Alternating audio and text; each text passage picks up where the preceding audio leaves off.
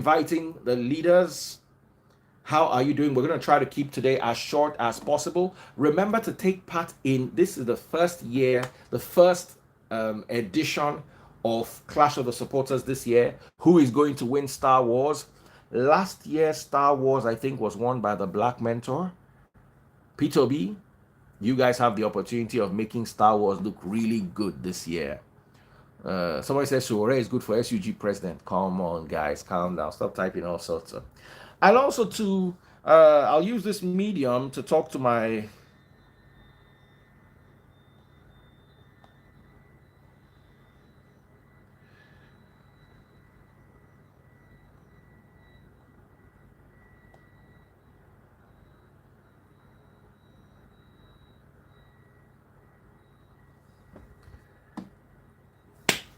So, let me start inviting everyone. Sorry, I'm so disorganized. I'm exhausted. I've been on the road all day. Big shout out to Pere. Pere just sent me a message. How are you doing, my brother? Team Tinubu is Josie. Okay, this is Team Atiku, Team Showo, Team Obi, Josie Pisic, Josie.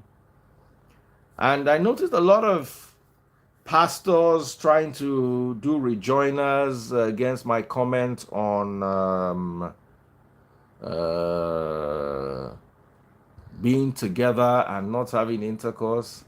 Josie P. Siki. Okay, wow, more. Please be sending me requests. It makes it so much easier. I don't have to. Okay, I've seen Josie. So here's here's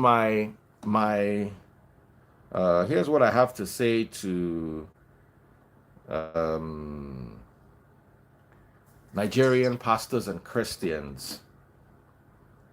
If you have any scripture, I'm just doing this to while I'm bringing everybody in. Ulu Sheyi.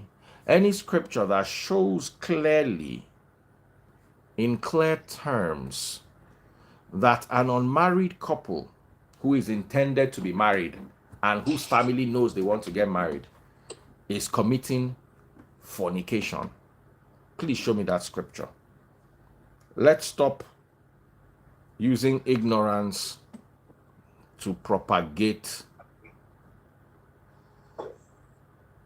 Sorry, Femi Aderogba. I'm looking for the last person. Let's stop using ignorance to propagate hypocrisy. Because I don't understand how this young man, Femi, I can't find Femi Aderogba. I can't understand how this young man can keep this young woman. Anyway, that's story for another day. But like I said, if you feel that I'm wrong, please, let's do this properly, scripturally. But we are here today not to discuss scriptures. We are here today to discuss our future. Everybody's internet is good today. What happened? Normally, we see somebody rolling. All of you are abroad, Abby. Femi, what country are you in? Femi, what country are you in? I'm in Nigeria, as usual. Be like say spirit, one time you say you go upgrade this year with this. So. You go relocate, you go jackpot. Yeah, that's necessary. Okay, what is today's topic? Judicial reforms. Judicial reforms. Now, each of the gentlemen here is going to try to show you why his candidate or his principal, as the case may be, is both candidate and principal, is superior to the next. So Team Obi is going to make Obi look superior to Tinubu, who are going to make them look superior to Atiku, and what have you. You know?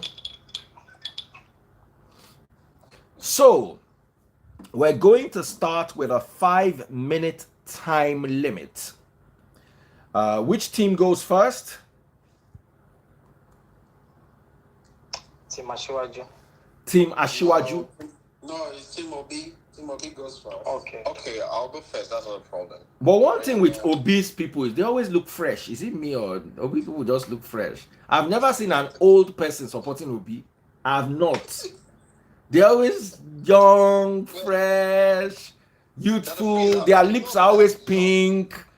Their lips are always pink. Their teeth are always white. All right.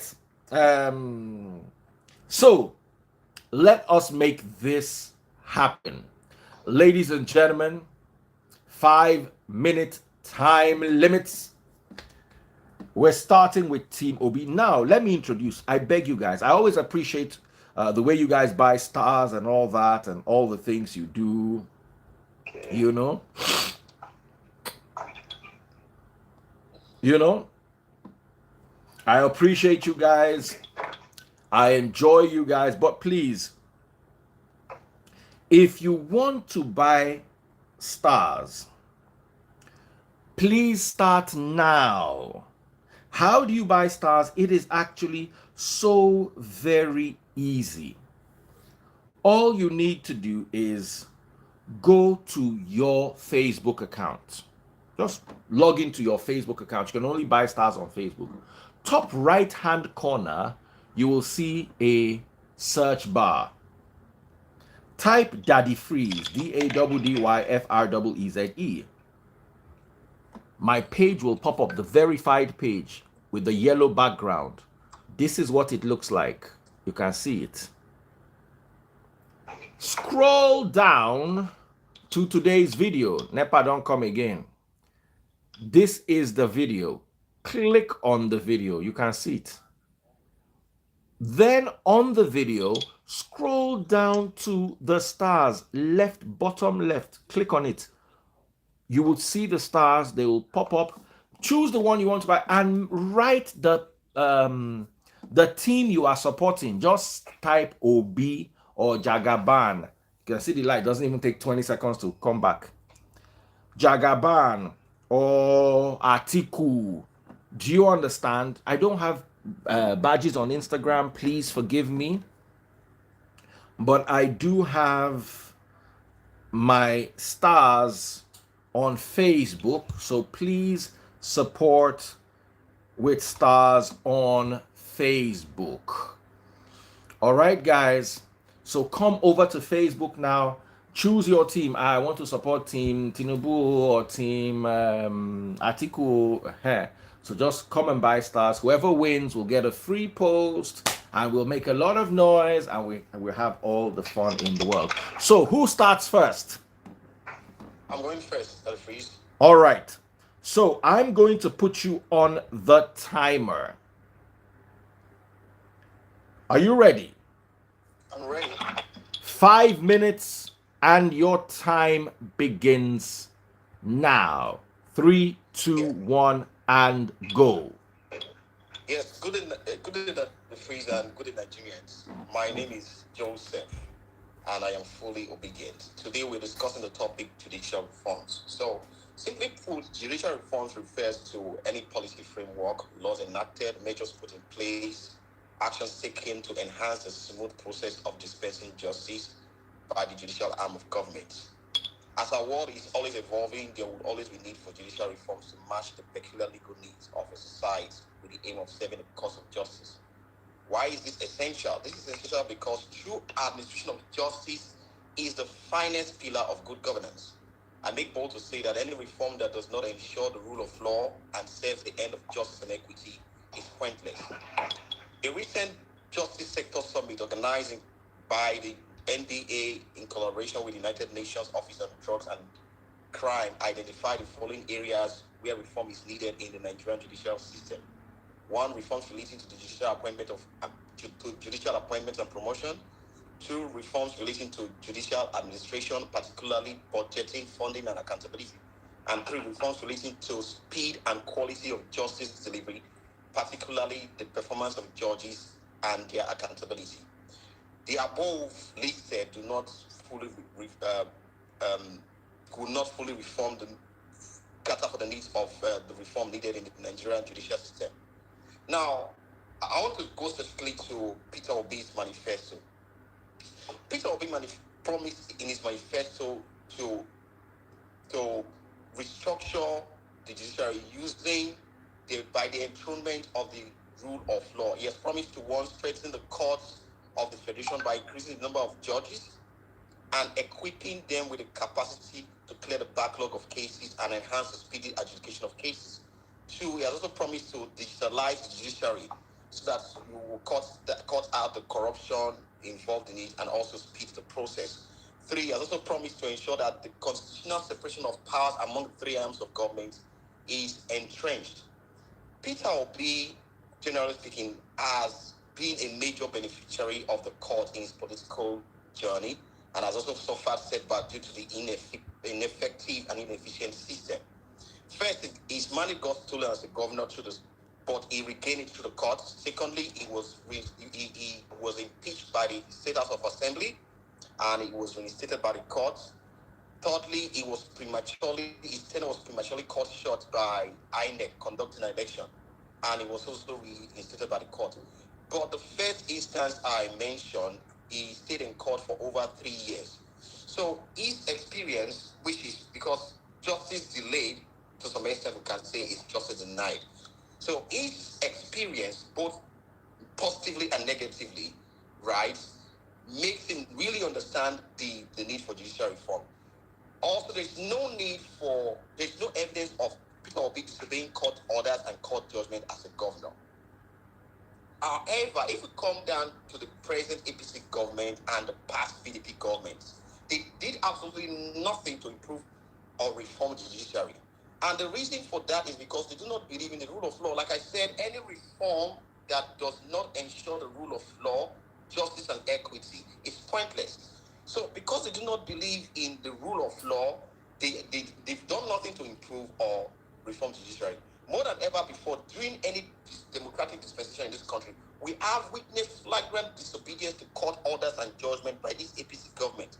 This APC government and the past PDP government has reduced our judiciary, our courts to mere toothless bulldogs who can only bark but cannot bite. Recently, we have two cases widely reported in the papers where there were federal high court judgments, which was a product of contempt proceedings against the chairman of the EFCC and against the Inspector General of Police. That judgment was totally ignored by the government of the day. Yet we have their full soldier here today want to tell us about judicial reform. Like I mentioned previously, any reform that does not ensure the rule of law, justice, and equity is pointless. Our current vice president, for the record, is a senior advocate of Nigeria, and one would expect that a major reform would happen owing to his background. But like every other areas, the current government has failed woefully. Interestingly, the topic was suggested by the APC people. The APC has been in government almost 8 years, and the PDP have come again with their promises, but Nigerians know better and won't fall for their empty promises. The antecedent of the APC and the PDP is that if they make any promise, expect the direct opposite. What they do is that last they will serve us breakfast of judicial destruction in good measures, pressed down, shaking together, and running over. That's what you see from the APC and the PDP government. Again, one other thing I also want to mention. Time up. You've used exactly 25 seconds more. So. Oh, sorry. I thought you said time up. Time up. You've used 25 seconds. Okay. You used 5 minutes, 25 seconds. Please be timing yourselves. Oh, wow. We have 100 stars. The first person has bought stars. Tinubu, Emmanuel Okoye. Tinubu is leading the Star Wars. Congratulations, guys. If you want to support, make sure you go and get your stars now. You know, once Black Mentor comes, when I not go hear anything, that he will just go there. Big.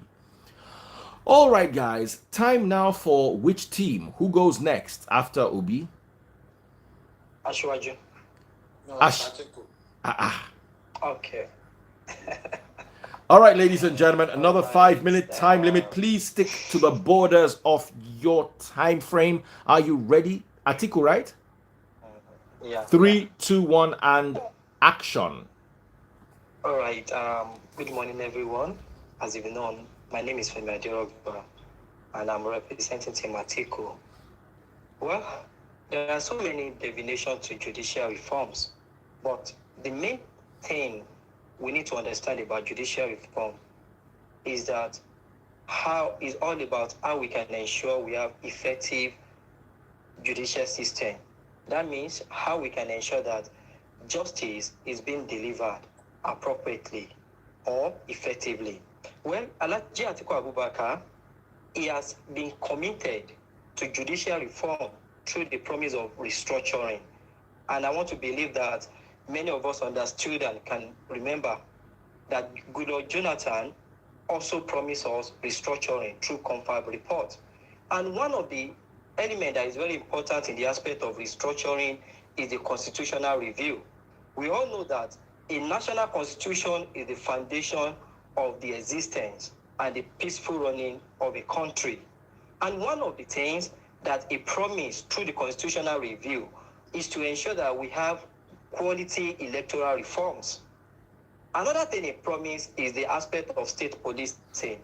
You will agree with me that there are a lot of people in police custody today that they never committed a crime, but for one reason or the other, they found themselves in the police custody. And one of the things Alhaji Atiku Abubakar is talking about is how can we ensure that we have a policing system that is effective and is efficient.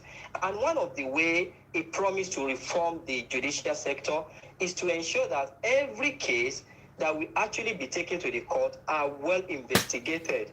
And at the same time, there is no time lag when it comes to delivery of judgment. So in the aspect of electoral reform, he has been focused and concerned on how we can actually implement legal framework that we actually deal with underage voting. He is also concerned about the framework that we as well ensure that we don't have mass voting of unregistered voters. You will agree with me that many of these occur during PMB era, and we can all see it. Some of the elections that have been won in some states are all based on massive rigging. So Alhaji Atiku Abubakar is considering the ways we can ensure that we have a free and fair election in such a way that he who the masses wanted in a particular post actually get there. And the aspect of state policing, many of us, we agree with me that the NPF has not actually been functioning effectively. And this is a reason why we have bribery in that sector. Alhaji Atiku Abubakar, through his restructuring platform or agenda, he believes that if individual states can actually have state policing, automatically our judicial system will be strengthened. It means that these criminals can actually be arrested appropriately, and at the end of the day, they can actually face the wrath of law.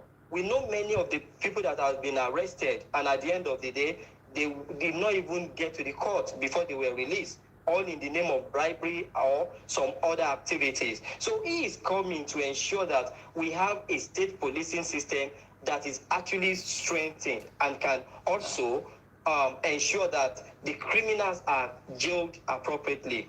Another factor that is considering in the aspect of restructuring is the upgrade of our correctional centers. You know, correctional centers is actually meant to correct people that have done wrong. Also, is also meant to actually take some people in custody until their case or judgment is being delivered. But across the nation today, we have what we call overpopulation in many of our correction centers. And if we keep following this trend, we are likely going to have a system that is even full of criminals, because many of the people that are going to correctional centers, they are meant to go there to actually be corrected, to actually be guided in the way they should live. But unfortunately, when they get to the correctional centers, they find out that they were not even being fed appropriately. They even find out that they were being maltreated when they get there. So Alhaji Atiku Abubakar is focusing on how we can expand our correctional centers to ensure that even when someone is being jailed for a criminal offense, it can come out being transformed. And another one, in the aspect of delivery of quality judgment, is that of digitalization of court system. He believes that if we can actually digitalize most of the things in our court system, there will be proceedings that are faster. You know, it is because we are still running on manual system. That's why a case against Ashiwaju through Alphabeta was actually swept under carpet, because one of the complaints they made there, they said, oh, the what was it called? The court that was actually making the case, they said they burnt the file system and they couldn't have access to the track record. So Alhaji Atiku Abubakar believe if we have a digitalized system, the court processes will actually be able to document this and retrieve any information about a criminal or alleged individual at a particular period of time. So I want to pause here and I continue later. Thank you.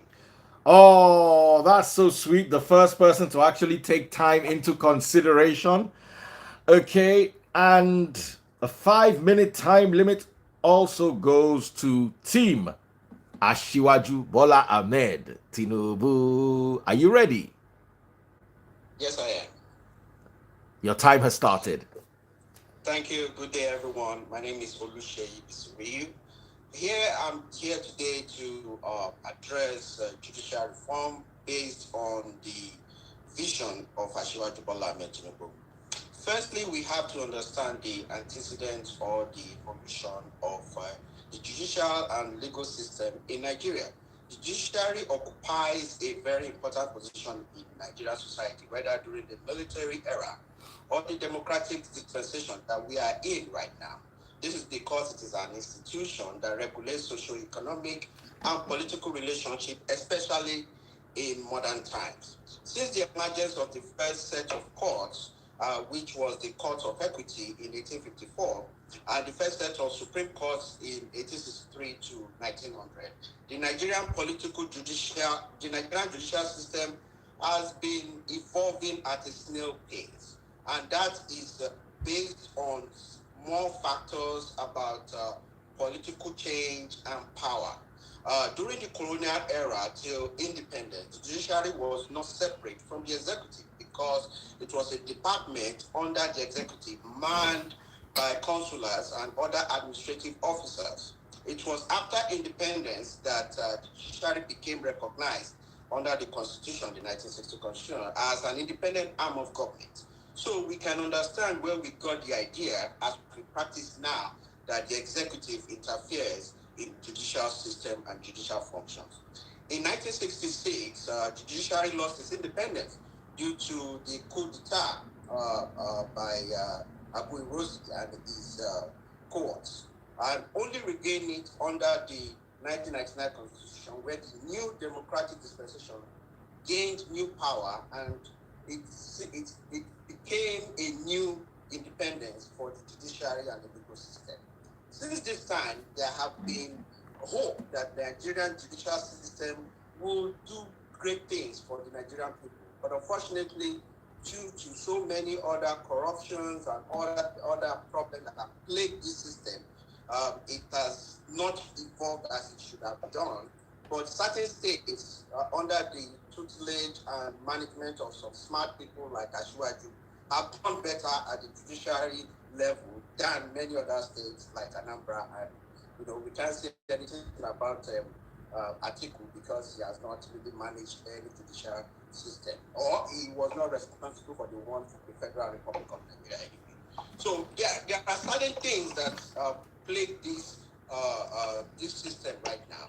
And some of them, I'm going to list a couple of them, and they are oversaturated courts, evidence that today full autonomy of judiciary at the state and federal level is almost non-existent. Comprehensive reform of the National Judicial Council, where the judges and magistrates are being elected because it's plagued with some form of corruption or the other, or there is an influence of the executive to how judges are being appointed and magistrates are being appointed. The introduction of elective district attorneys at the local government to help the attorney generals of the state to reduce the backlog of cases and prosecution of criminals.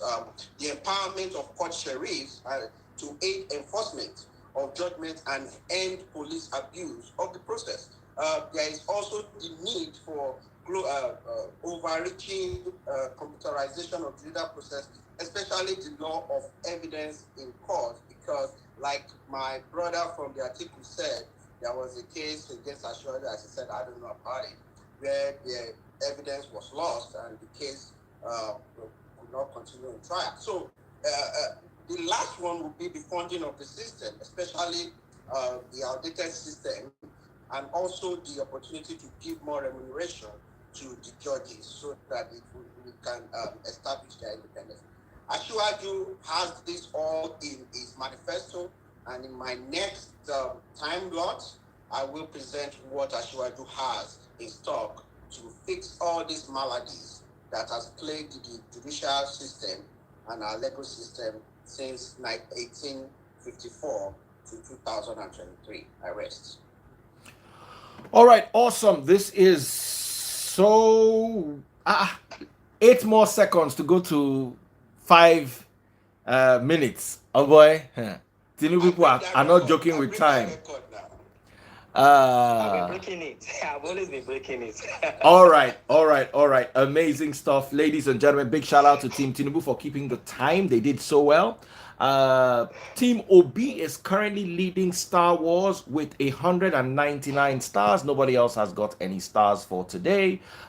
So we continue with going back to Team Peter OB right now, and we are about to begin the rebuttals. If you are ready, let's make this happen. Are you ready? I'm ready. Yes. 3, 2, 1, let's go. Okay, yes. So I've listened to Team Atiku and Team Agbado Bishop. Sorry, I'm trying to remember the name. Mr. Sheyi. Yeah. So the truth is this: you've talked Did about. you call me Agbado Bishop? No, not you. Your principal is Agbado Bishop, not you. Your principal is Agbado. Oh, you don't know his name. All right. For the record, his name is Agbado Bishop. So it's not funny, buddy. So go on. It's not funny, yes, I know. So you talked about you gave us history class on the evolution of the Nigerian judicial system up to date, right? You said something about the manifesto. The truth is that your candidate does not even know what is in his manifesto. Because if you look at all the things he has said so far, right, just suppose it with what is contained in his manifesto, they are totally different. For instance, when he was asked what is he going to do about security, he talked about, I'm going to recruit 50 million Nigerian youth. What are they going to eat? They are going to eat, that is his plan, right? Number two, your current APC government, right? The vice president is the senior advocate of Nigeria, an SAN, right? SAN, right? He has not been able to do anything. Now you have two confused people.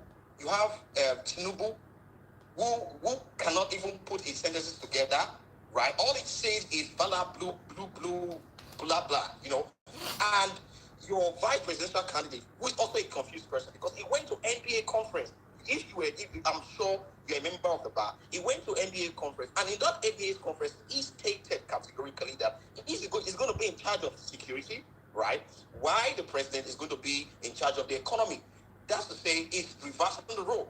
Now, you know that by the constitutional provision, the president is the commander-in-chief of the armed forces. Why the vice president is the head of the economic council.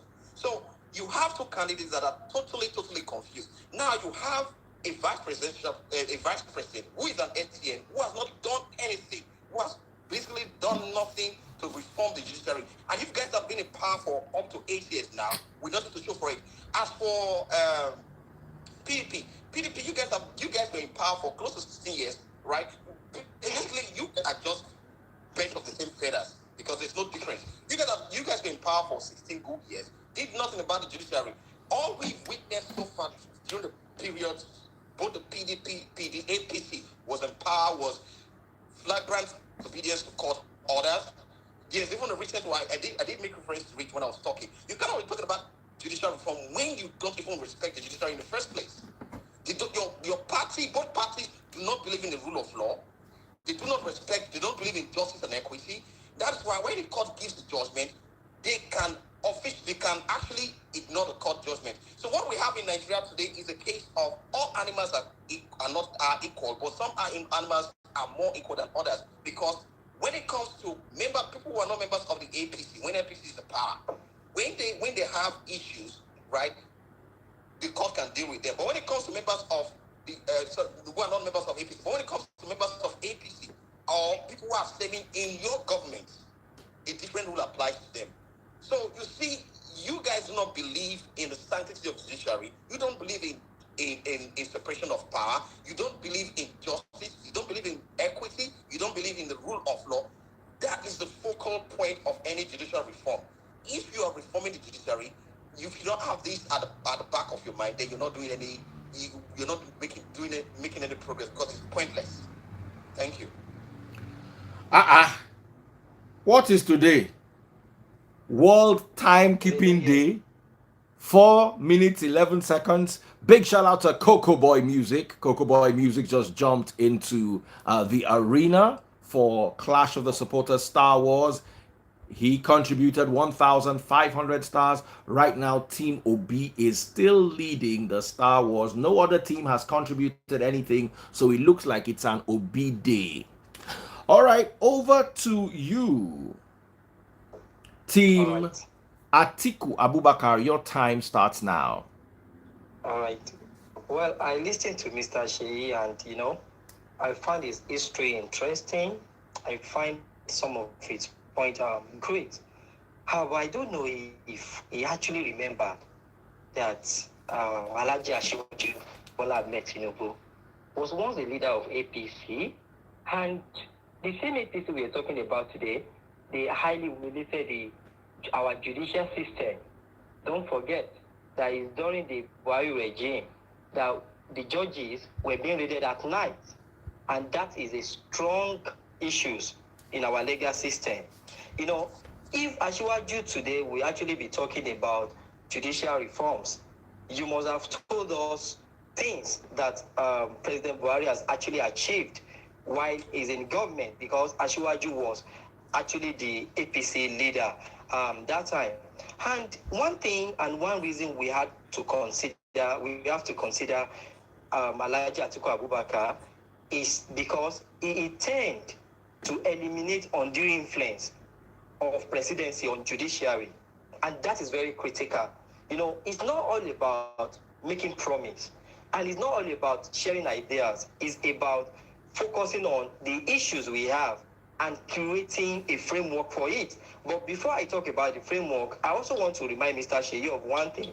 Don't forget, in 2009, one of the presidential influence is seen in the speech of Adam Oshiomhole in 2019, when he said that anyone that actually leave PDP or other party to APC, that they shouldn't worry, their sins will be forgiven.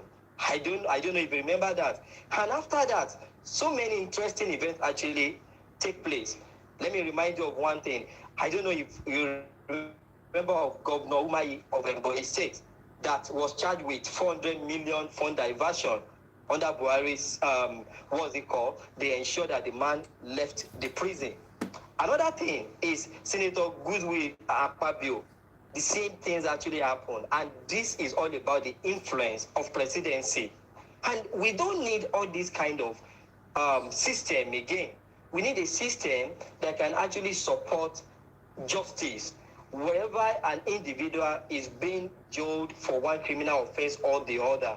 The judicial system should ensure that he or she served his jail time accordingly. How about Dariye, that got pardon from Buhari as well?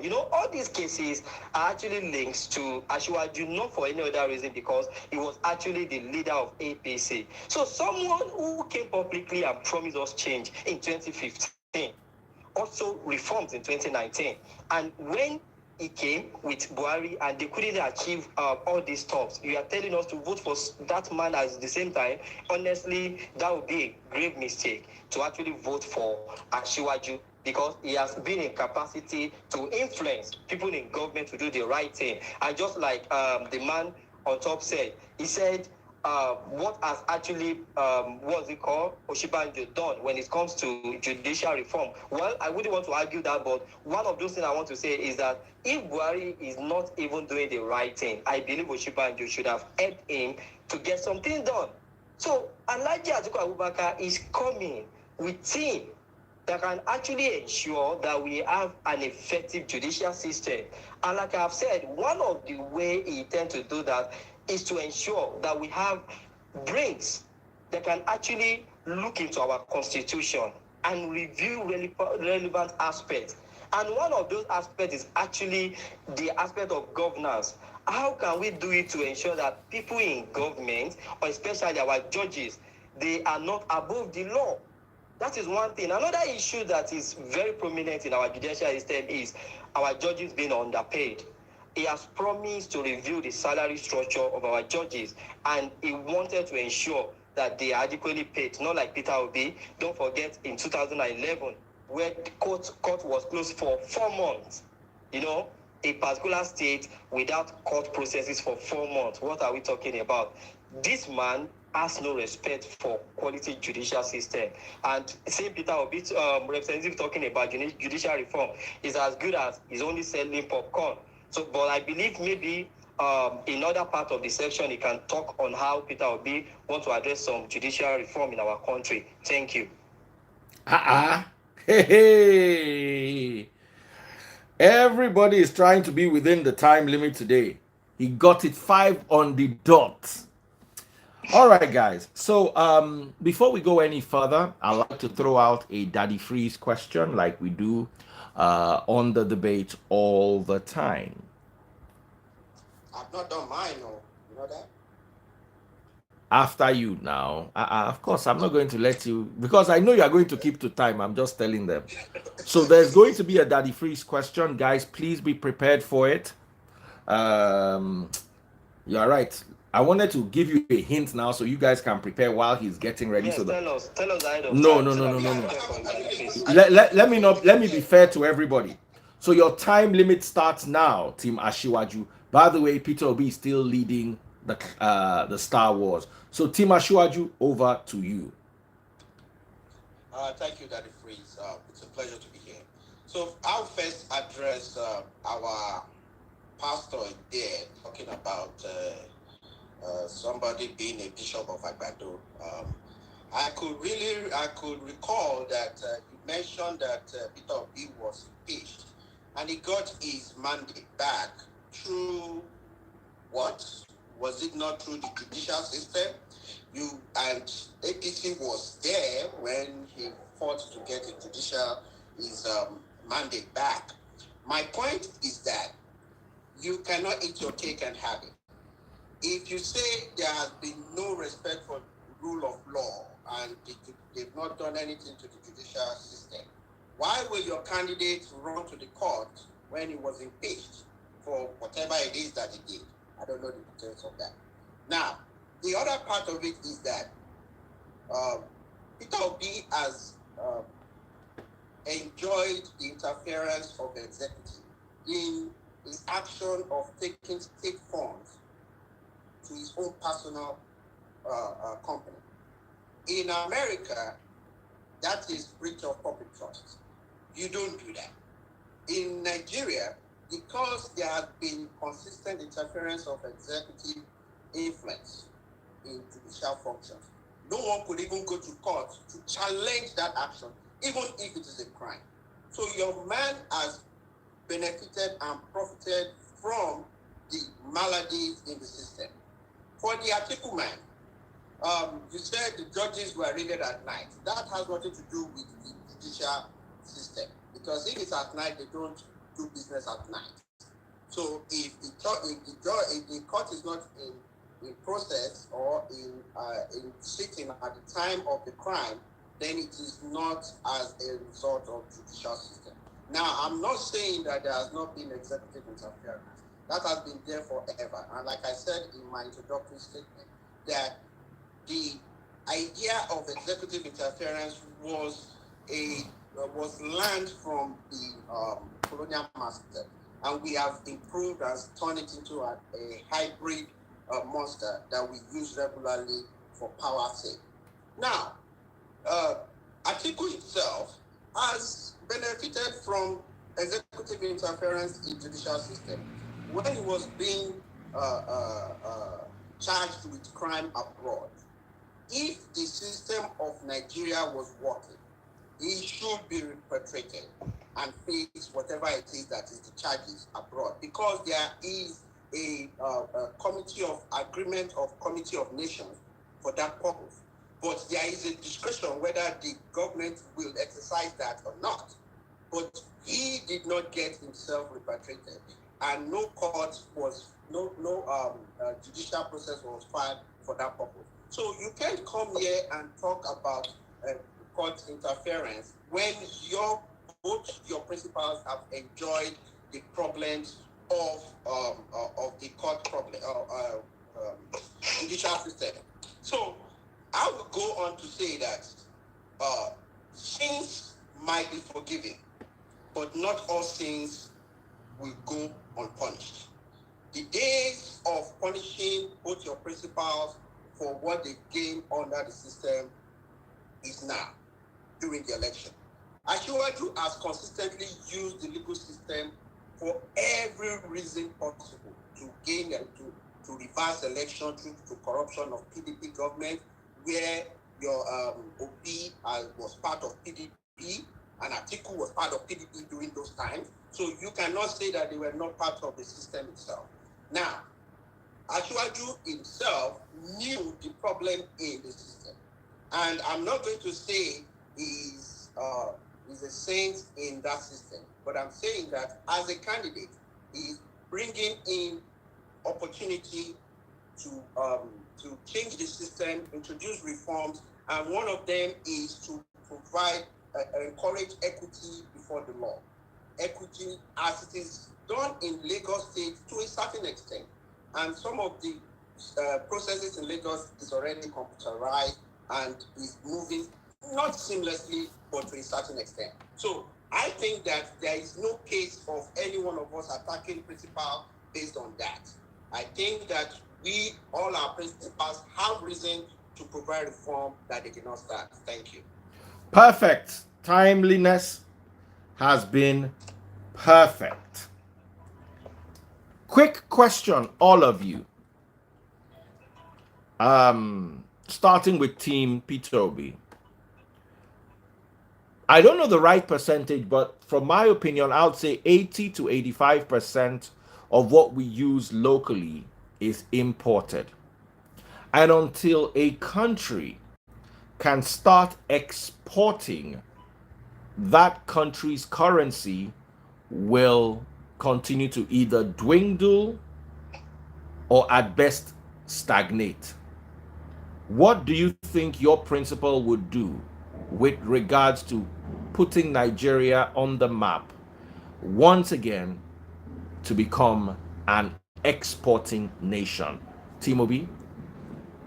Yeah, thank you, Dr. Freeze. Now, I'm not going to tell you what I think. I'm going to tell you what my principal has said over and over again, because I'm speaking on its behalf. So it's not a question of my thoughts. So Peter Obi has said time with that number, and he's the only candidate who has said that the problem we have in Nigeria is that we are a consuming nation, right? We do not produce anything. So because of that, we import everything.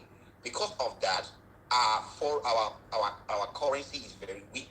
We are not a big player when it comes to the international market. So if you listen to his messages and read his manifesto, I repeat myself, listen to his messages and read his manifesto, because both of them collaborate each other. He has said that he's going to move Nigeria from a consumption-based economy to a production-based economy, because what we discover is that the states in Nigeria, what we discover is that the states in Nigeria, they all go to Abuja to collect allocation without thinking of how to generate income for themselves. And Peter Obi has talked about the vast uncultivated lands in the north being our next oil, right? And to tell you that he has an edge over all the candidates, he does proper comparative analysis, right? Now, if you look at the outer ring of a two-pound coin, it talks about standing on the shoulders of giants. That's to say, you can look at existing principles that others have used in the past that have worked for them and apply it to yourself. You don't need to create a new one. So what it did is compared other nations like China, like Bangladesh, like so many other nations, looked at what they did, how they were able to pull their country out of poverty, and then he said, we're going to do something similar. So we're going to be we're going to be a producing nation, we're going to be an exporting nation, both in terms of food and every other thing. My time is up. I'm not giving you a full 5 minutes. It's just a short question. Okay. Okay. Should I continue? Yeah, but round off in 30 seconds. Okay. So you discover that he's far above, is edged above every other candidate. As a matter of fact, Peter Obi has actually changed the narrative of campaigning in Nigeria.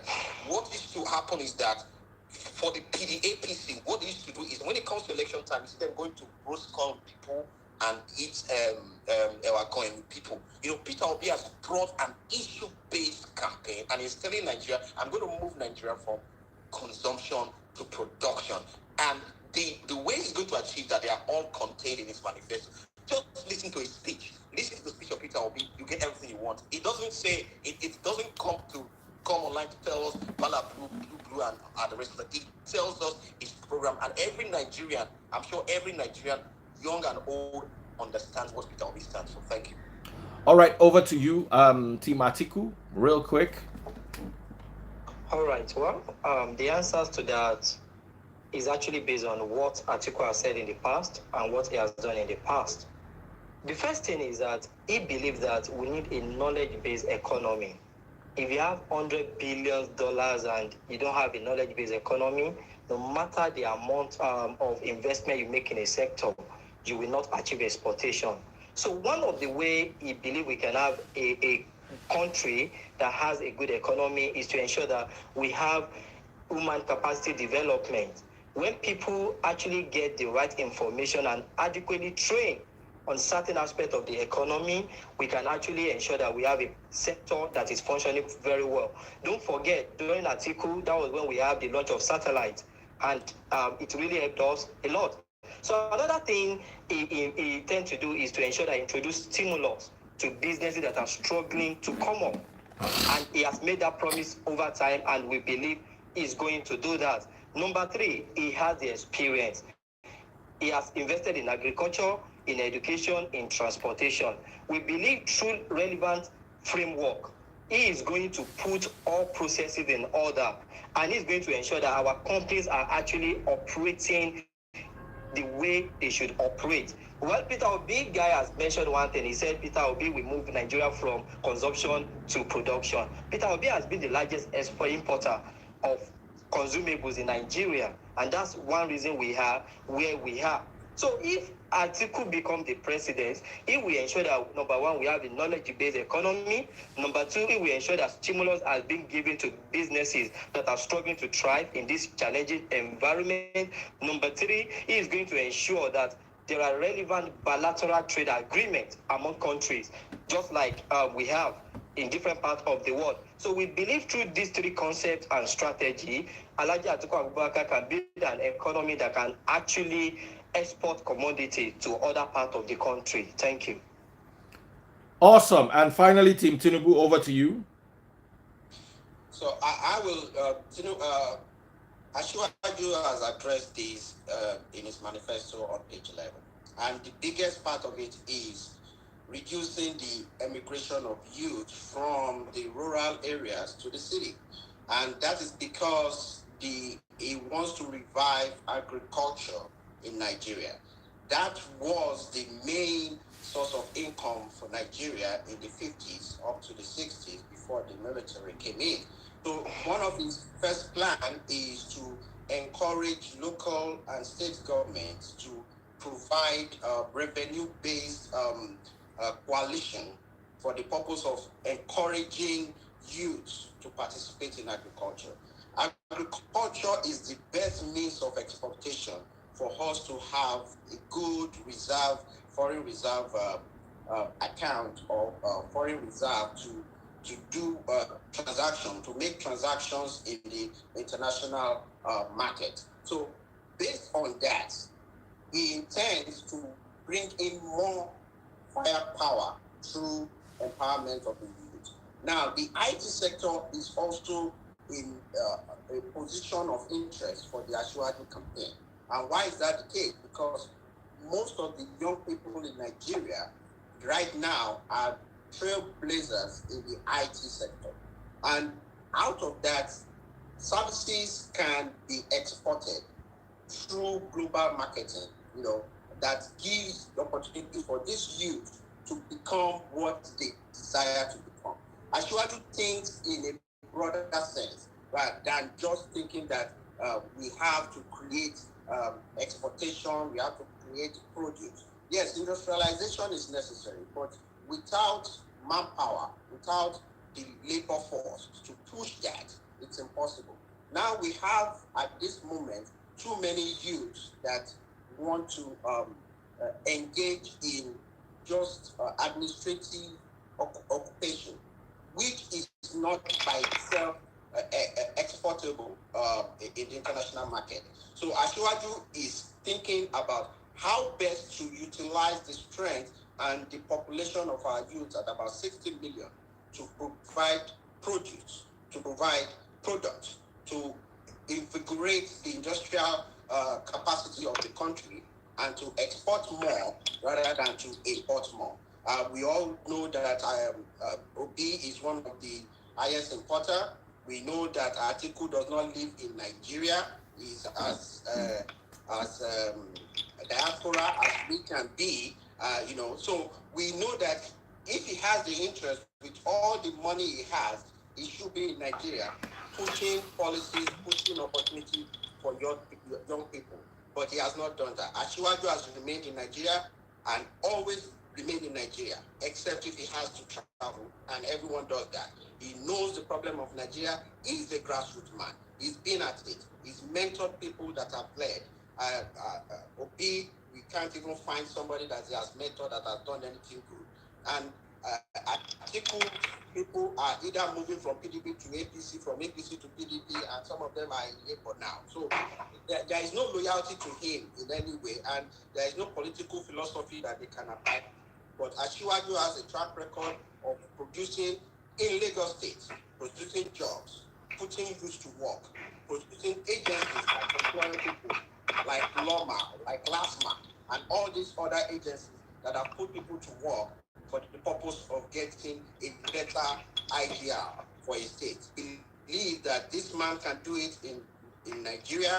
All he has to do is get your vote as best as possible for him to implement all these habits, because humans are a creature of habit. Even when we are sick, we cannot jettison our habits. And if he has the habit of good governance over 20 years for multiple decades, he is the man to do it. He knows how to turn a barren land into a productive land. He has done that with the Lekki Free Trade Zone. He has done that with so many other places that was seen as barren in Lagos State. Time up. You have tried, but you overshot your time. Anyway, I just wanted to pick your brains on that. Now, I want us to move to the Bass Goes segment. Before I do that, let me inform you, this is how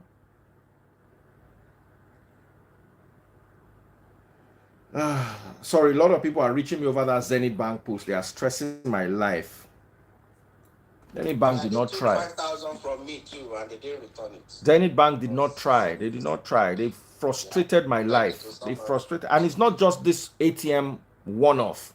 Over this Christmas period, I went to the supermarket next to my house. 16,200 naira was deducted.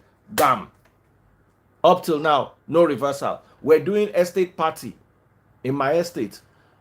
Everybody was to pay 40K. I transferred 40K to my neighbor and went out. My neighbor went to buy stuff in the market. The money was not enough because I was in a meeting, could not reach me. And even when she could reach me, I could not transfer another 40K because the last one was hanging. That's how we did not have enough money to get the stuff. And it just keeps, it just keeps. I was live on this channel on Friday. Tasteboard sent somebody to come and meet me and say, order Asun. I called the Asun guy. I said, send me Asun. The guy delivered Asun to pay 20,000 naira. I was on it for nearly 48 hours. Over 24 hours. People were all this. So you see, for me to come out there, to them is Daddy Freeze, you are coming out and you are attacking us. Those are the messages I'm getting. It's like people don't have sense. So. For me to come out, my frustration has reached here. I wanted to travel with Tasteboard. I'm entitled to BTA or PTA or whatever it is they call that thing. At least I'm entitled to $2,500. Go and fill the form. We fill the form. Go and apply here. We apply there. Come to the bank. We went to the bank. Come to the bank again. The first time I missed my flight was practically because I was rushing to the bank because I had to go to the bank and still they did not give me the money. I said, okay, if you don't give me, give my wife. As no one give me, no problem. At least give one of us. 2 people are traveling. At least give one person. The system is so it just got to a point where I'm frustrated. For me to come out, listen, guys, it's not I went to use one ATM and my ATM got stuck in one bank. It's been the last 3 months of frustration from Zenith Bank. That's bad. That's bad, yeah. That's bad. So, anyway, we are back to the Bass Boat section. I'm so sorry. Everybody just stressed me out today.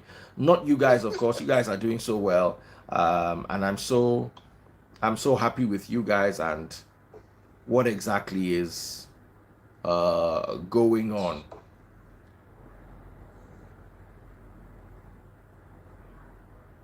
Okay. So, Bass Boss segment, I wanted to make sure Facebook is working and working properly. Don't forget, guys, go to Facebook and buy stars right now. Peter Obi is leading. I think Peter Obi won last week, if I remember clearly. Guys, come and support Team Atiku. Where are you guys? Team Tinubu is very easy now. It's just 1,700 stars from Peter Obi. Normally, those Tinubu boys will just come and do 5,000 stars, bam, and I don't win. Nobody did drag this thing with Team Peter Obi. This is our first clash of the supporters for 2023. Come on, guys. You guys can do better. You guys can do better. Go to the top right-hand corner of your page. Search for Daddy Freeze on Facebook. Daddy Freeze page. It's with 760 something thousand followers. It's verified. Scroll down to today's video. You'll see it right there. Click on it and buy your stars to support your team. It's called Star Wars and we're having so much fun with it. So a 10-minute time limit. We begin the bass and the boss. Big shout out to Coco Boy Music. Coco Boy Music is the highest star buyer for today. Of course, if you buy stars, you're going to get me to hail you properly. Coco Boy Music. All right. So, in the meantime, while we're waiting for stars, I think it's a good time for us to begin our bass boss. Are you ready, guys? Let the bass bossing begin. 10-minute time limit. It looked like the APC do not understand what is to be a private citizen. Now, Peter Obi did importation as a private citizen. If you are doing, let me school you guys a little bit because it looks like you guys don't understand the difference between private citizen and someone occupying a public office. So, if as a private citizen, what I look out for is profit in business.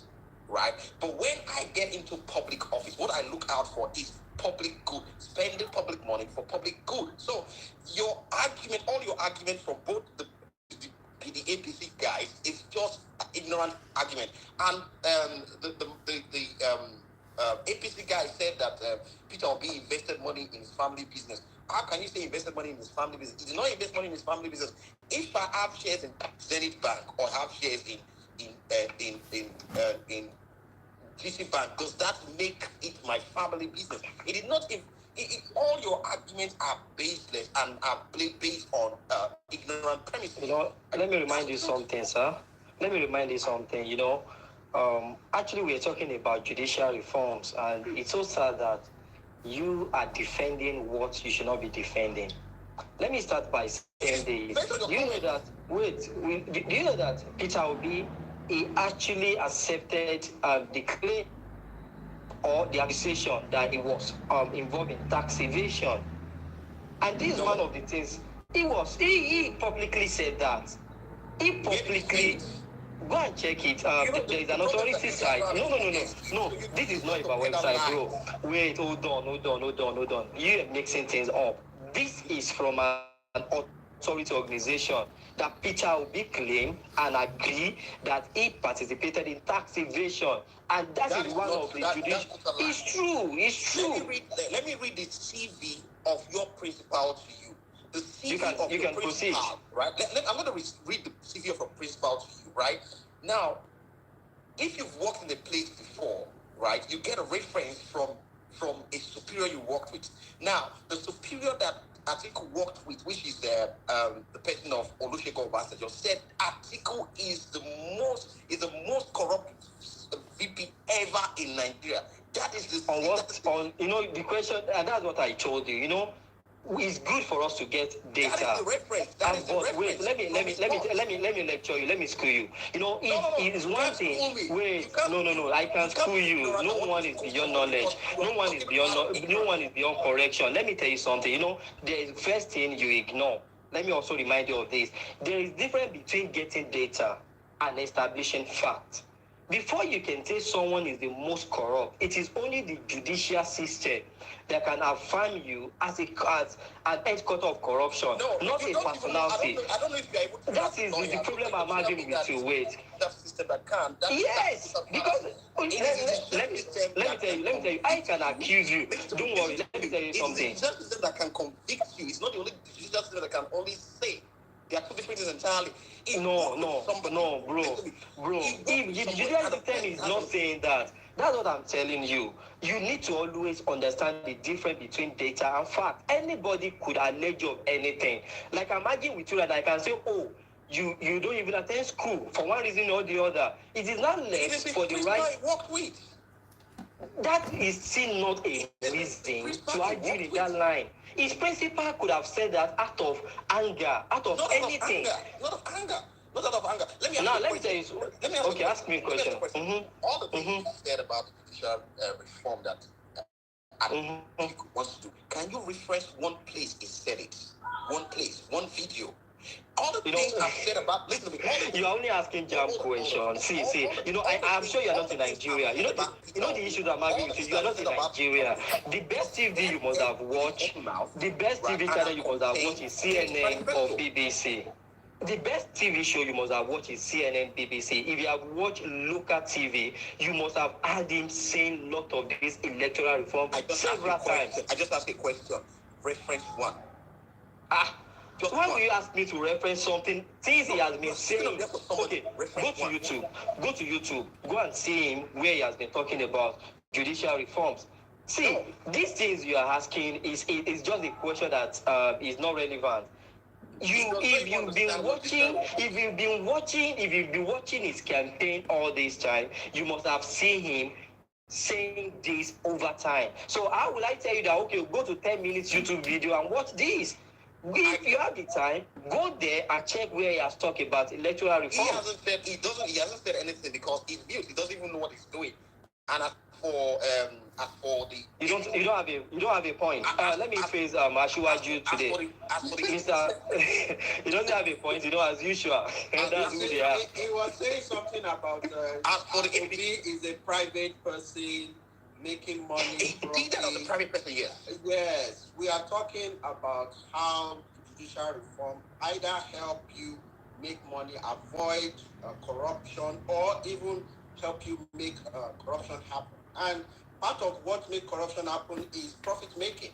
So you have just established that Obi doing what private people do to make money also have the tendency to enjoy the benefit judicial reform. You guys, I'm saying that that's what I said importation. He did importation as a private citizen. Please don't misquote me. That's what I said. So importation is business making profit. So if he imports something, it's going to sell at a profit, and the profit belongs to him. Is that corruption? That's capitalism. Now, my point is that we are talking about judicial reform. And we know that judiciary has a problem of corruption, of people bribing judges, of bribing police, of bribing the prison system. So it might not be a known fact, but I believe that Obi has used some money in his Fidelity Bank that he has found a way to avoid prosecution using the I want to assume you are a lawyer. For you to say that you believe that, on what basis? Wait, it's becoming interesting. You can ask. Wait, hold on. You can ask on what basis? So you can ask on what basis right now? Yes. And because I made reference to his principally working. Because you can't say somebody importing something is corruption. That's not corruption. It is allowed. I said the profit can be used in the judicial system to influence judges and all. You know what I was expecting you. I not just say that because he's a private person. Mr. Obi, you know what I was expecting you to say. Honestly, while I was listening to you, wait, hold on. While I was listening to you, I was expecting you. Honestly, I was expecting you while I was listening. I was expecting you to have told me things Peter Obi has done as a governor when it comes to judicial reforms. I was expecting you to have told me that, this is the legislation he and the House of Assembly, State of Assembly has made to ensure that there is ease of business in Anambra State. Unfortunately, all you keep blabbing all about is being Atiku, doing this, doing that. I don't know what Atiku is already. But let me remind you of another thing. See, let me tell you something. Let me remind you of another thing. Let me remind you. Let me send you another reminder. Number one, because when you talk about judicial reform, one thing that is very important is not interference in the judiciary system, right? Peter Obi. Do you actually understand what it means to be a state governor? I don't know. Maybe you understand what it means to be a state governor. That's because you don't understand what is called separation of power. Separation of power. No, see. A governor can recommend for the State House of Assembly. A governor can recommend. There's the executive arm of government. There's the legislative arm of government, and there's the judiciary. So separation of power means that the governor does not interfere in the judiciary. That's the problem you don't understand how the government works. And let me lecture you again. We have 3 arms of government. It is because you don't understand how the government works. The executive, they are meant to actually, curate certain things for the State House of Assembly. And when the State of Assembly get all these things, they can pass it into law. And I've asked you, what are the things Peter Obi has actually recommended to State House of Assembly to ensure that there is ease of business in Anambra State? And this is one of the reforms we're talking about. Don't forget that in Anambra State, we have ethical class. Yeah, judicial reform. One of the things. No, this is it. Judicial reform is still all about ensuring that a particular geographical location is at peace. And when a location is at judicial reform, judicial reform, let me tell you, judicial reform, number one, it all starts with our police. How are they functioning? Well, the state doesn't have that power. Okay, the state justice, how are state what's it called, judgment being delivered? You are not getting it. What we are saying is that how has he been able to empower the judicial system of Anambra State? You are not saying this, and you are telling us to vote for Peter Obi. It means it's not an achiever. It means it's not an achiever. Now, to Timashiwaju, the most important thing is to allow the judiciary operate freely. That is the most important thing in having judicial reform. Because why has Anambra judicial system shut down for 4 months? Tell me why they shut down for 4 months. Why the judicial system was shut down for 4 months in 2011? Just give me that. The federal government introduced a scheme of salary, right? And they wanted the state to implement it. Get it right. It wasn't owing them salaries. It was not owing them salaries. It was not owing them any of their entitlement. There was a committee set up that recommended a particular pay, right? Which the state has not implemented as at that point, because of course the state has to look at its pockets, right? So to know if it can actually pay that particular salary. That's what happened that made them go on strike. But it was resolved. Unlike you people who have done nothing whatsoever. As a matter of fact, your principal has got no experience, so it should not even be the conversation in the first place, because it's got no experience at all. I think you are disturbed. You are disturbed already. I understand how disturbed you can be.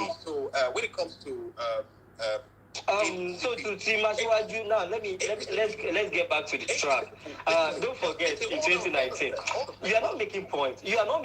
So you're actually wasting the time given to us. No, your question is your response are not in line.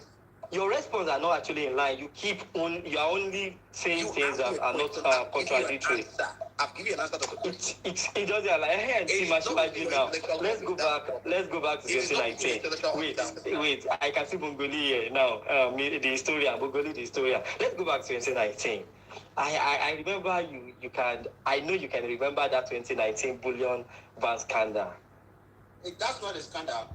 That's just like Obi said, a private citizen importing. That is a private citizen getting his money into his compound. So there is no standard there. You cannot make standards. When criminals want to back up something, they will always find a place in law to actually back it up. You need a crime to call somebody a criminal.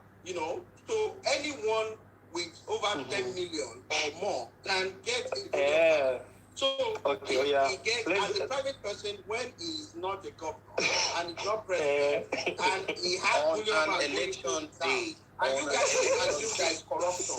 On an election day, what's the thing with the billion? What are you talking about? Let's do simple message here. So how is that a judicial reform issue? How is that a judicial reform issue? He drove his bullion into his house, into his domot. Bullion van. So you need order, or you need expert to have him not use. I know Bogoli must be loving where he is as well. See, let me tell you something. Okay. Let's go back to the topic. That's now, it's about judicial reform. Okay. Let's go to the school of logic and philosophy. APC guy. For the APC guy. Now, your principal, you've said so many things about the things that are contained in his manifesto. Your principal does not even know what is his manifesto. How do you know that? No, because if you listen to all, at the point on Twitter, they cannot even count how many lives he has spoken. People got tired of it because he does not even know his own program. Go back. Let's about what. See, let's talk facts here. Let's talk facts. Mr. Sheyi, let's talk facts. Now, let's do simple logic and philosophy class. See, there is a rule of antecedent and precedent. Yeah. If we actually want to talk about judicial reforms, there is one thing about moral and ethics. And Mura actually informed us that our law is in place. and there is little to what you can actually bring, amount of money you can actually bring to your home. That is number one. Number two, the day Ashiwaju actually brought, there is a lot of there is a section. There is moral and there is ethics and there is law. Law.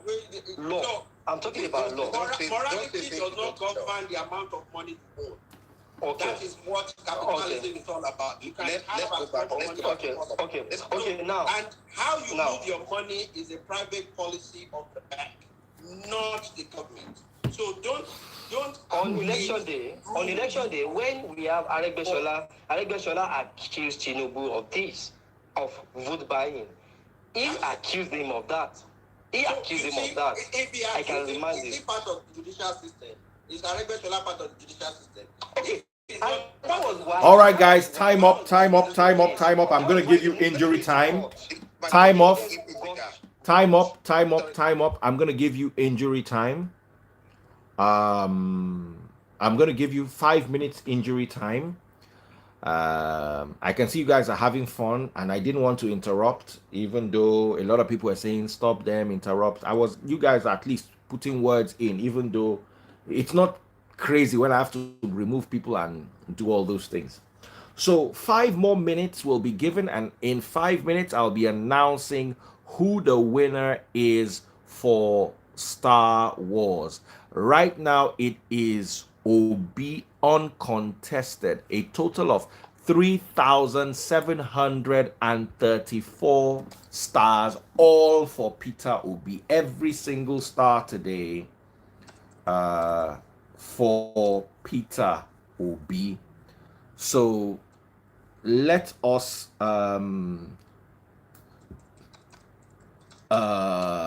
okay, I'm reading some of the comments, so I'm being distracted. So Peter Obi is leading right now. Tinubu, Atiku, where are you guys in the Star Wars? I also want to use this opportunity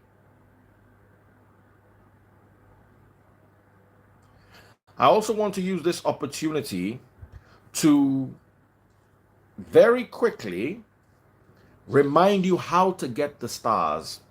All you need to do is go to your Facebook, search for Daddy Freeze, DADDYFREEZE. Search for Daddy Freeze. When you get there, scroll to today's video, click on the video. You will scroll down, bottom left-hand corner, you will see how to buy stars. Let me give a big shout out to everybody who's buying stars today. Odo Marvel Yole. Odo Marvel Yole is the highest star buyer for today with 2,035 stars for Peter Obi. Coco Boy Music came second with 1,500 stars. Big shout out to Emmanuel Okoye, Ifeanyi Charles, and I think that's everything so far.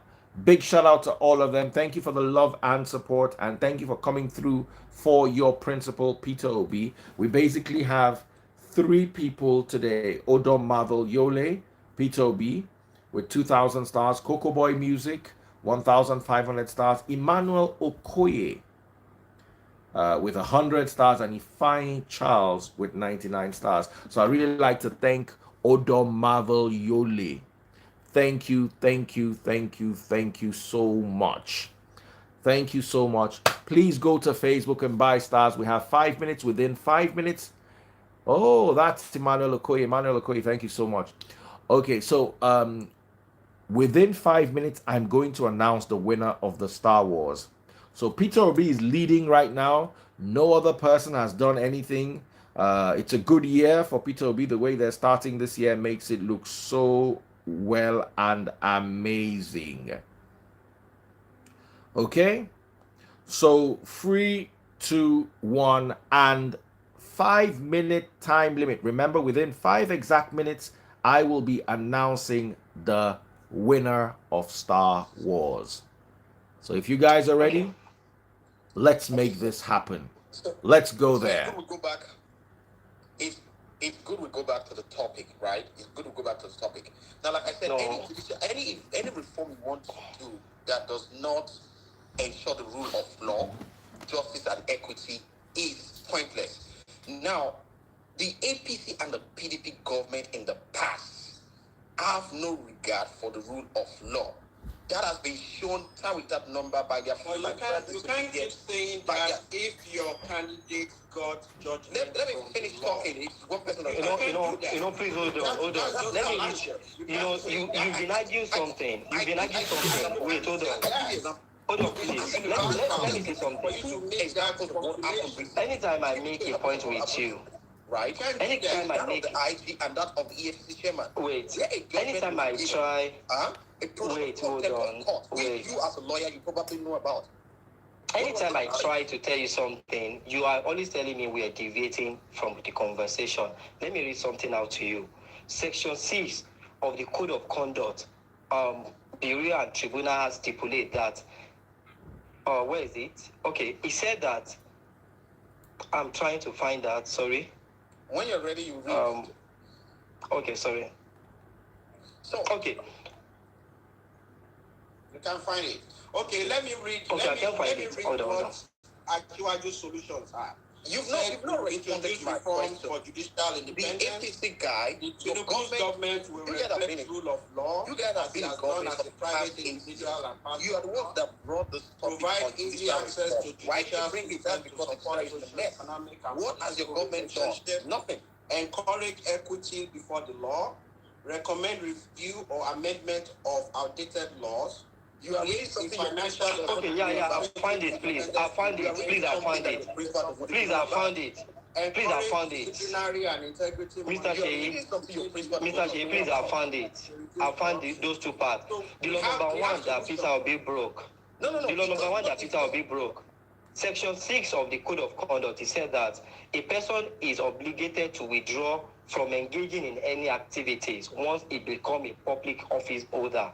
Don't forget that it was during that time that Peter Obi was running business and he never declared his asset to us.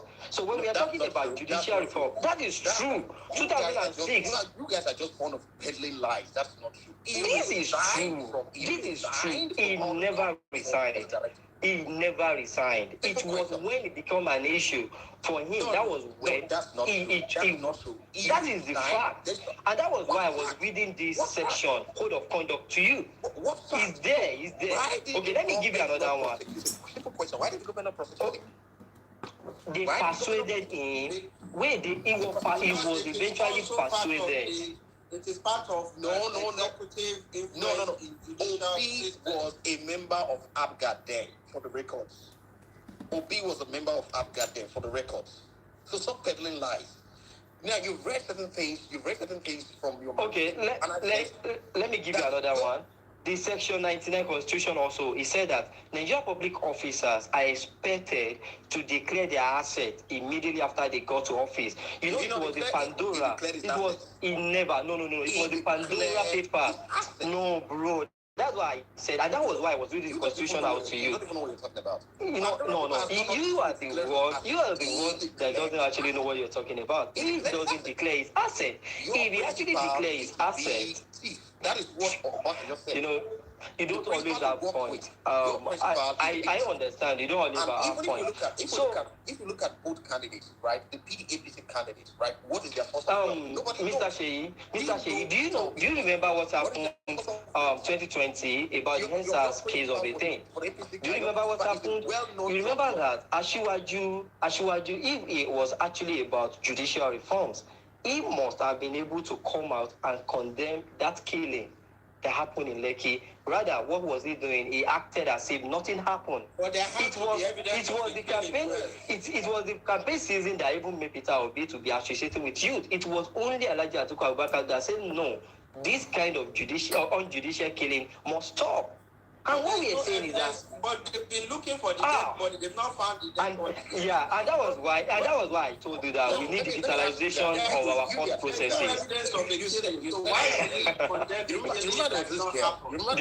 There are multiple evidences. There are multiple evidences. They've done all kinds of. No, how will you find one? Have you forgotten you guys? Have you forgotten you guys? You actually burned that evidence. All right, time up, everybody. Time up, everybody. Lovely hanging out with you guys. It was an amazing debate. Big shout out to Team Peter Obi, who outrightly won Star Wars. Outrightly. Or maybe I should just give them 1 minute. 1 minute just in case, because it's just Peter Obi from morning to night. So maybe I should just give them 1 minute. Guys, if another person had nobody else, so let it not be like cheating.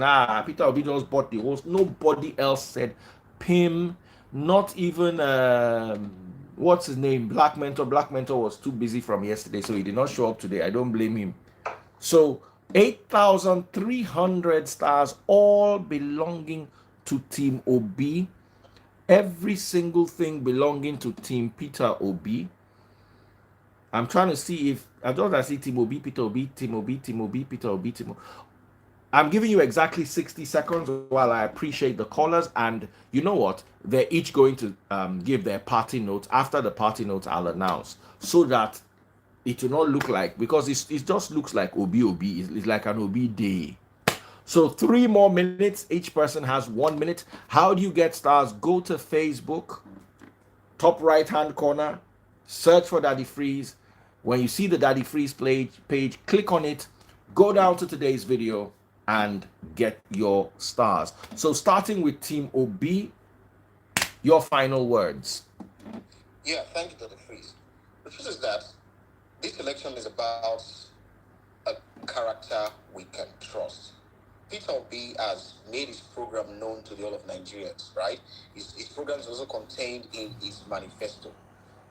As opposed to other candidates, they make promises they don't keep. If you look at Peter Obi's track record, everything he made as a promise in Anambra State, every single thing he made as a promise, he put 100% effort to achieve it, despite the hostile political environment he found himself. Because remember that time, as a governor, he was the only member of his party that was holding position in Anambra State. The state was practically controlled by the PDP then. So if somebody who has integrity, who has a character, who has a competence, who has a track record, right? If you look at other people, Atiku and Tinubu, they all have track record of corruption allegations, etc. Look at Peter Obi. He has a clean record. We know his source of wealth, right? He made money in the private sector, which they even admitted here that Peter Obi was an importer. Yes, he did that as a private citizen. He was importing goods. No doubt about it. He also had interest in the banking sector. So we know his source of income. Others don't know their source of income. Peter Obi has a track record. He's a character we can trust. As for the other people, all the things they say, they are just saying it just to buy your vote. Nigerians, please don't be fooled. Don't be fooled. Look at somebody who promises and keeps his promise. Peter Obi, all the way. I also want to use this medium to wish all Nigerians a prosperous Obi Gatti 2023 and Atiku and Bola Tinubu free 2023. Thank you. All right, over to you, Team Atiku. All right. Well, how we say that we should vote rightly, because it's one thing for people in Nigeria to talk about issues happening in our country. It's another thing for someone abroad, to talk about things that needs to be done in Nigeria. We've been here for the past 8 years. We all know what has happened. We all know what we've actually been deprived of, and we can't afford that to happen again. Don't forget, Sir and Ma, that Peter Obi was once in PDP. He was the vice presidential candidate of Alhaji Atiku Abubakar. Atiku has won in 2019. Today, he will be called the vice president of Nigeria. So that means Obi is still a learner when it comes to politics. We need to vote someone who has expertise in the aspect of judicial reform, in the aspect of education, and all other sectors that deals with the quality, improving qualities of life and property in Nigeria. And you can see Alhaji Atiku Abubakar remained the only personality that respects all culture and have representation across board. Look at Team Ashwaju today is all Yoruba. Look at Team Obi today is all Igbos and people from the South South. It is only Team Atiku that has representative from all regions, and that shows that we should vote for someone who has respect for inter-ethnic race, not someone who is dominated by a cultural race or the other. So 2023, February 2023, I want us to come out and vote for Alhaji Atiku Abubakar. Thank you. All right. So finally, Tim Tinubu, your final parting thoughts, and immediately you're done, I'll announce winner of Star Wars. Go to Facebook, get your stars now. I'm announcing the winner in 1 minute. Okay. So official Ashiwaju, go ahead. Thank you, Dr. Freeze. I want to tell Nigerians that the legal system is important in everything you do. It regulates your relationship in commerce, regulates relationship with your family and friends, and also help you get justice. The biggest thing is for all people to have access to justice. And the justice system in Nigeria has a lot of problems that needs solving and providing solutions. Asiwaju Bola Ahmed Tinubu on page 66 of his manifesto has looked at all this going from the history of Nigeria. We can all attack ourselves as candidates here, but the truth is that no one candidate caused the problem of judicial reform and judicial malady in Nigeria. Everyone has either benefited from it, or they have either benefited from it indirectly or directly. So some of the biggest problems that needs to be fixed with the judicial system in Nigeria is the delay in administration of justice. We know that is a major problem. It discourages poor people from going to the court system, and we believe that Asiwaju has done some of that in Lagos State. The other one is the corrupt and unethical practices within the legal system that sometimes reduce the appetite for people to go to court, and they end up using self-help to solve their problems. So we think that if Asiwaju is elected, he has said that he will encourage the National Judicial Council to implement more rules for the judges and legal practitioners to follow. And then the last one is the interference and independence of judiciary, which is necessary. All of these candidates has either had benefited from it, either from help from their friends or by themselves. And we believe that should stop. And Asiwaju is willing to do that.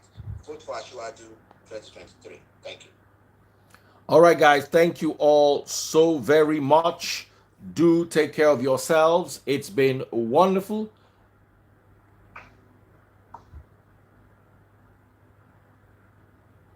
Black mentor. Somebody don't buy like 6 billion. Black mentor don't come. Black mentor na.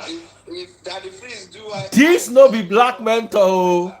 This not Team Bola Tinubu. Michael came through with 30,000 stars. We know the mentor. We come in at What the? Daddy Freeze know we are on holiday now. That is the Asiwaju spirit. We are just No, I see, this is impossible. I was about to open my mouth and say, ladies and gentlemen, let's just declare the winner. They dominated it the whole day. Let's just, and it. Tinubu all the way. This 30,800 stars. That's not going to happen. 30,800 stars. We've already won already. So if I start making noise in that booth, I'm just wasting my time. No, Daddy Freeze, you know one thing about you. Daddy Freeze gave you 1 minute. You spent 3 minutes. I'm sure things are Asiwaju will be doing if he eventually gets to president. Now, let me ask you a question, guys. Hold on. Tinubu has won.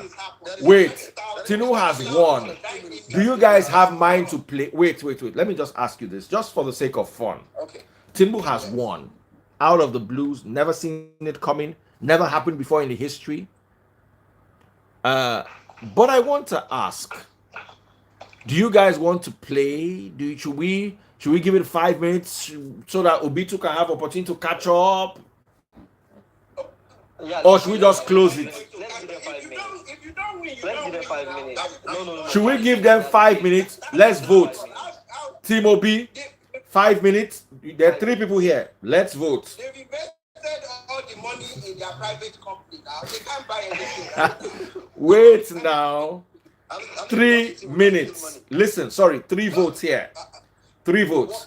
Team Obi, yes or no? Wait now. No.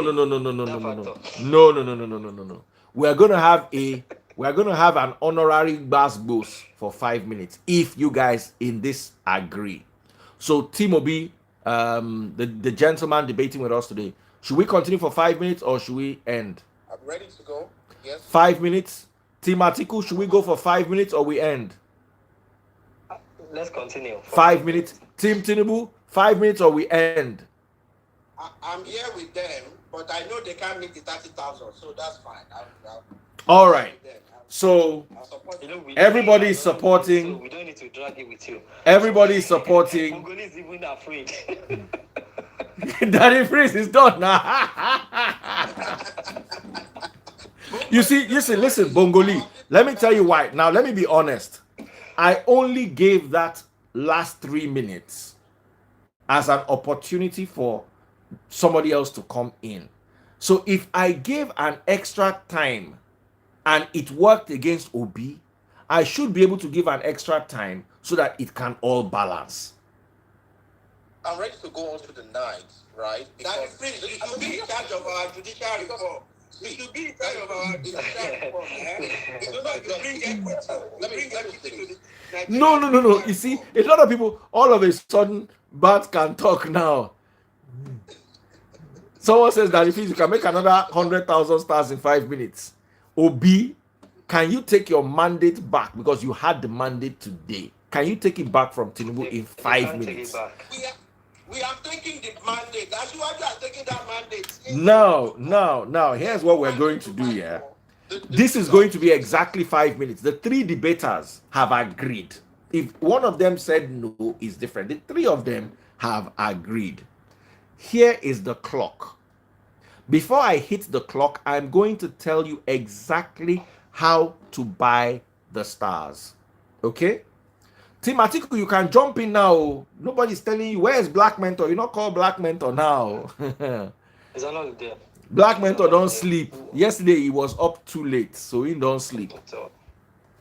So now, I gave Peter Obi had won, and I said I was going to declare them winner, if you remember. I gave 3 minutes, and through that 3 minutes, Bola Tinubu came in. So it is also fair for everybody else to have this opportunity.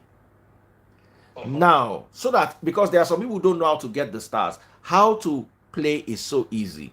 Just go to Facebook, log into your own account. While I'm talking, just be logging in, because without Facebook, you can't do anything. So go to Facebook. This is my Facebook here. Search for Daddy Freeze. You can see this little search bar here. That is how you search. Click on the search bar, type Daddy Freeze, DADDYFREEZE. It will bring out this page.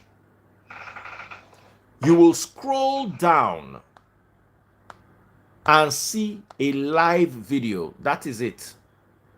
Click on the live video. Once the live video pops up, bottom left, just right here, that's the star. Let me show you guys. That's the star right there, bottom left of the video on Facebook. Click on that star. It will pop these up. That is how you get stars.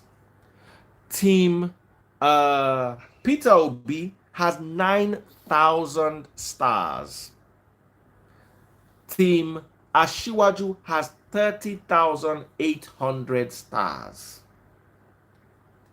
I know Black Mentor can enter this and close this gap in 5 minutes. But I've never, Peter Obi's people usually take the whole show to get together, and they've done so well. Can they do magic in 30 minutes? Sorry, I said 30 minutes. In 5 minutes. All they need to do is they don't need to win, they just need to tie, then we can go into injury time. Once they can tie, we go into injury time. If they cannot tie, Tinubu wins. The 5 minute time limit starts now. And this is an honorary Glasgow session. You guys have 5 minutes of Glasgows to allow the last part of the Star Wars. Obi, you guys have done 9,000 to get to 30,000 is just 21K. You guys did it before. I've seen you people do it. Are you ready? 5 minutes. The time is about to start now. 3, 2, 1, and let the Glasgows and the Star Wars begin. So I'm going to throw a question to you guys, and let's just be a little bit academic. Yeah, that's fine. So we know that there has been a bottleneck in the court system. Too many cases that are being delayed, and the biggest reason is because all these judges are working on multiple subject matter at the same time. So what do you think could be the solution from your own candidates? What could be the solution? Because I told you as a solution for it, but I want you guys to let's talk about that instead of attacking because let us be fair with each other. All these candidates did not create the system. That is the problem of judicial reform right now. Most people have gained out of it. So please, let's talk about that. I'm going to answer your question. See, not based on my thoughts, right? I'm going to answer your question based on the programs of Peter Obi. Now, if you look at one of the things he said, because you understand as a lawyer, you understand that obviously the reforms he can bring per se is mostly on the federal level, right? It's mostly on the federal level. And he has said something about appointing more judges, because that if you have more judges and you have more divisions, right, what happens is that these cases can be spread among these divisions. So if instead of having so many cases clustered in one division, it can be spread among different divisions. That would definitely reduce the workload of each judge. Number two, he talked about digitalizing the judicial system. So if you know that the filing system in Nigeria is a total mess as it is now, it's a total mess. So, and that's why sometimes even if you get an order made in your favor or a court judgment, what happens is that you then have to start settling bailiffs and sheriffs and all of that after paying it. So he's talking about digitalizing the system whereby you don't even need to have contact with the person. Everything will be done digitally. So it's going to cut out those bottlenecks and cut out the corruption involved in it. Those are some of the things he has said he's going to do in his program. And like I said before, the difference between let's hear Atiku. No, let me just round up my thoughts. Right? Okay. The difference between Peter Obi and Asiwaju and Atiku. The difference between them is that each program as contained in his manifesto is a direct product of his thoughts. Because these are the things he was saying before his manifesto was even released, unlike your candidates. Thank you. All right, thank you. Atiku, what do you think? Well, I think I have to argue something with you. It is true that some problems are not created by these people. But it's also true that some of these people has capacity to send stars. If you are watching on Facebook, bottom left they didn't do. On the video, if you are watching on the video, you will see the stars. Just check. No. The Constitution just check. actually allowed him to be VP and to much focus on economy. Don't forget that. No. You said that would be a conflict of interest. No, that would be he was not given he was not delegated to do that. So, and you know that the economic reform of a thing is even too much for him. So that is a sector on his own. Why is it too much? Economy. No. Let me talk. let me talk. We agree. Wait, let me talk. Wait. We agree we're going to have a structured Wait, discussion. let me talk. So two people cannot be talking at the same time. If we agree we're going to have a structured discussion, then one person should talk, another person replies, please. That's what I'm Okay, let me talk. Now, when we're talking about Peter Obi, he was there for 8 years, and there are a lot of judicial issues over there that were not solved. Now, answer what you prefer. That's the question. I'm creating narrative. You said we should not be talking. Two people should not be talking at the same time, and you violated it. No, That's part of judicial reform we're talking about. No. That's part of what we're saying. You're using your power here, so that's part of what we're saying in judicial reform. So now, no, I mean you are a distraction actually. Now, that the first place. So now what I'm saying there is that Alaji, if he actually becomes the president, one of those things he's going to do is to ensure that there are enough capacity in our judicial system. And it's not all about getting capacity. Time up. It's also ensuring that there are enough remuneration for them. Their salaries and their pensions and their gratitudes are well paid accordingly. The next Time stage up. is courtroom Time technology. Up. Time up. That the phrase is timing up. Okay. Time up. Fine. Good answers, as far as I'm concerned. Good answers. Well done, guys. All right. Well done, guys. Thank you so much. Thank you so much. Big shout out to Brume. Brume came in last minute. You know, thank you guys so much. I must say this. Even though it seems like, or let me be very plain, Tinubu won today, I must give it up to Team Peter Obi in the Star Wars. There is no single episode of Star Wars that Peter Obi did not participate. I must give that to them. There are some who will do 3 shows. Tinubu will not buy 1 star. Until Black Mentor came and started pushing the narrative for Atiku. Nobody even used to buy stars.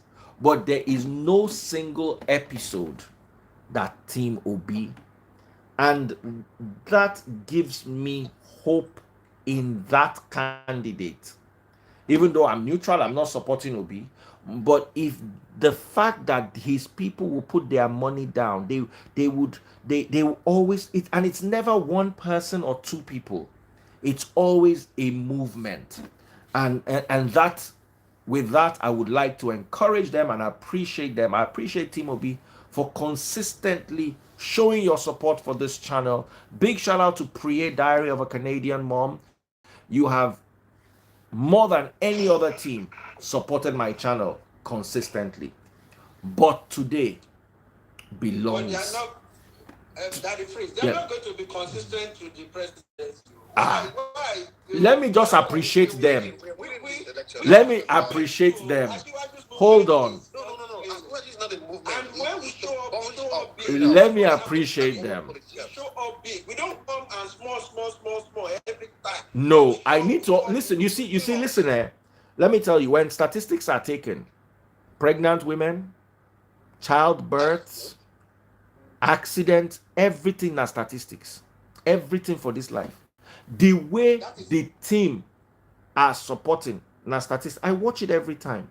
They don't always win, but they're always there.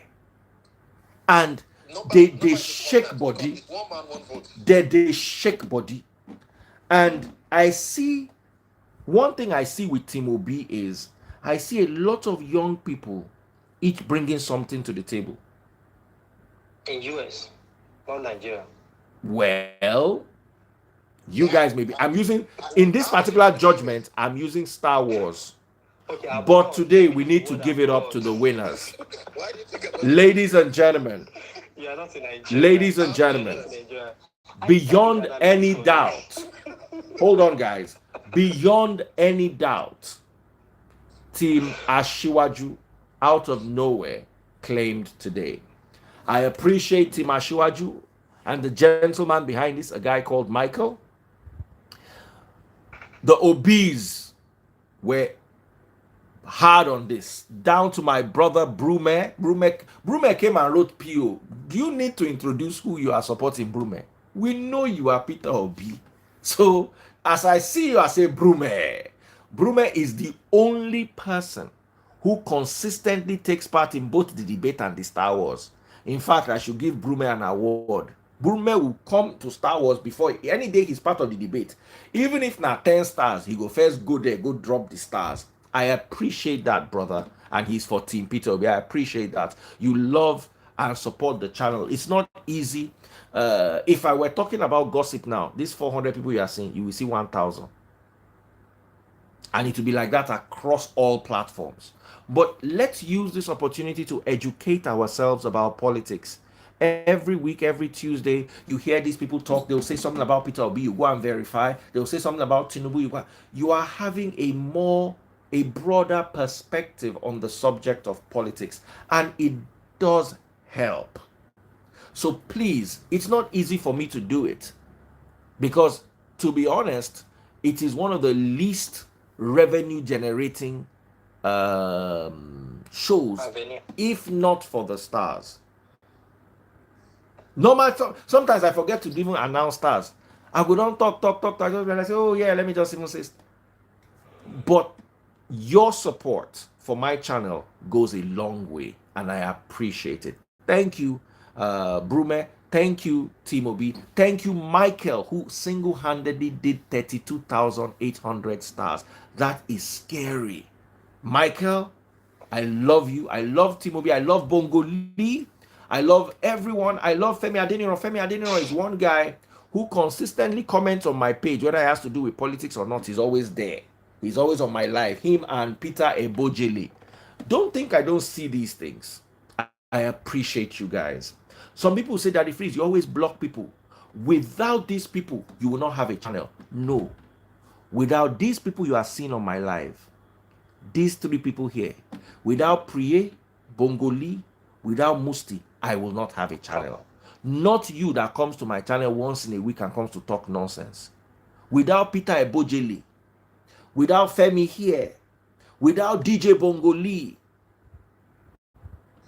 I will not have a good channel. Those are the people I appreciate. Those are the people whose opinions matter. Those who will come whether or not it is rosy, and those who come and buy the stars to show love.